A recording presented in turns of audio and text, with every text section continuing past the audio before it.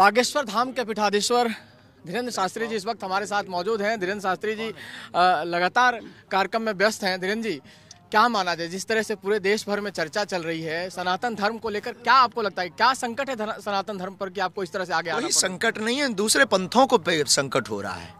सनातन धर्म पर कोई संकट नहीं है। हिंदू तो जग रहा है ना, वो एक हो रहा है और हिंदू सनातनी एक हो रहा है। तो किसी को अगर संकट है तो उसे संकट मोचन के पास आना चाहिए। हमारे पास ऑलरेडी संकट मोचन है, हम पे कोई संकट नहीं ना, हमारे धर्म पर कोई संकट है। आप पे कोई संकट हो तो अर्जी लगाओ। कई सारे लोग, महमूद मदनी हो चाहे तमाम सारे लोग कह रहे हैं कि ये देश इस्लाम का है। आपको लगता है कि देश इस्लाम का है? वो तो इधर उधर से ये आवाज आने लगी। तो एक बात और बोली कि ओम वाली बात है। हाँ। क्या बोला था? बोली। उन्होंने बोला कि ओम और अल्लाह एक है। आपको लगता है ये? आप क्या कहते हैं? याद आ गया कि वो भी सनातनी थे, क्योंकि ओम कुरान में नहीं है।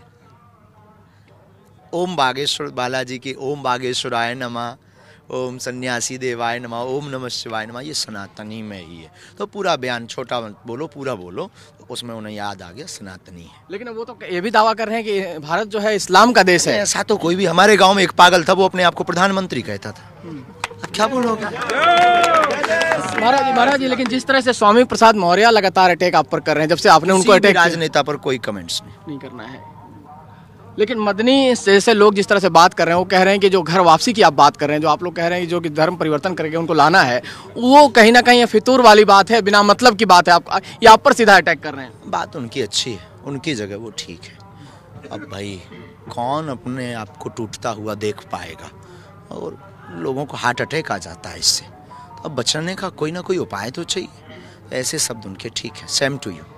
लेकिन कमलनाथ कल आए, कमलनाथ आपके पास आते भी आशीर्वाद भी लेते हैं, लेकिन कमलनाथ जब बाहर निकलते हैं तो कहते हैं कि संविधान से देश चलता है, वैसे देश नहीं चलने वाला जिस तरह से आप हिंदू राष्ट्र की बात बोली है। तो हम भी संविधान के खिलाफ हैं क्या? हमने कोई संविधान के खिलाफ बात बोली है क्या? बिल्कुल भी नहीं।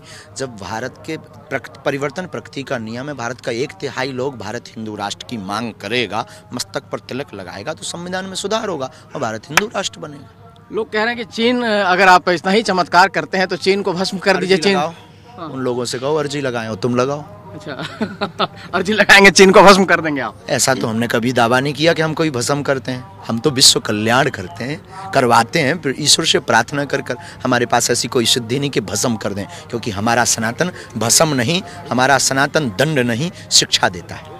आपके फॉलोअरशिप भी बढ़ रही है, तो साथ साथ आपका विरोध भी बढ़ रहा है। तमाम राजनेता हो चाहे तमाम लोग आपके विरोध, उनके लिए आप क्या कहेंगे जो आपका विरोध करना शुरू कर, आपको कहीं ना कहीं बदनाम करने की सारी भावना जैसी प्रभु मूरत देखी तिन तैसी। हम डरते नहीं हैं। हमारा सनातन में अगर हमारी मृत्यु भी हो जाए तो मरते दम तक सनातन का प्रचार और राम नाम का प्रचार नहीं त्यागेंगे, चाहे वो 100 मूड के हो जाए। एक आखिरी सवाल है, आज आपने मंच से कहा कि आपको सावधान रहना है, अपने समर्थकों को, तमाम लोगों को कहा कि सावधान रहिए क्योंकि कई तरह की साजिशें हो रही हैं। किस तरह की साजिश का डर है? देश में जब जब सनातन की बात पुरजोर तरीके से किसी ने भी उठाई, उसको स्वांग और षड्यंत्र के तहत उसकी छवि को धूमिल करके उसको टारगेट बना करके हमेशा बर्बाद किया गया है। ये पुराना इतिहास है, आज का इतिहास नहीं। लोगों ने भगवान राम को नहीं छोड़ा, तो हम तो आम आदमी हैं, हमें उससे कोई दिक्कत नहीं है। सबको धन्यवाद, पर सावधानी रखना क्या गुनाह है? सावधानी ही सुरक्षा है। तो अभी जो हमने षड्यंत्रों को देखा, जिस प्रकार से लोगों ने योजनाबद्ध तरीके से ट्रोल किया, चुनौतियां दी, न जाने क्या क्या और भी धमकियां, काले झंडे, न जाने डिबेटें क्या क्या की, और हमारे गुरुजी ने ये बात छतारी में बोल दी थी, कथा के मध्य बोल दी थी। ओल्ड वीडियो देखिए, जब ये घटना भी नहीं होती। अब हम फिर बोलते हैं कि लोग बाज नहीं आएंगे, लोग ऐसे गंदे तुच्छ सोच के कृत्य करते रहेंगे, उनको धन्यवाद। लेकिन सावधान रहें, बागेश्वर धाम के लोग और सनातनी लोग सावधान रहें। हम पर कुछ भी टारगेट कर लें, सांच को आंच नहीं, मरते दम तक सनातन की बात नहीं छोड़ेंगे। धन्यवाद। सरकार तो मोदी जी की है। धन्यवाद। चलिए धन्यवाद। तो ये थे बागेश्वर धाम सरकार, रवि त्रिपाठी, जी मीडिया, बागेश्वर धाम। धीरेन्द्र शास्त्री ने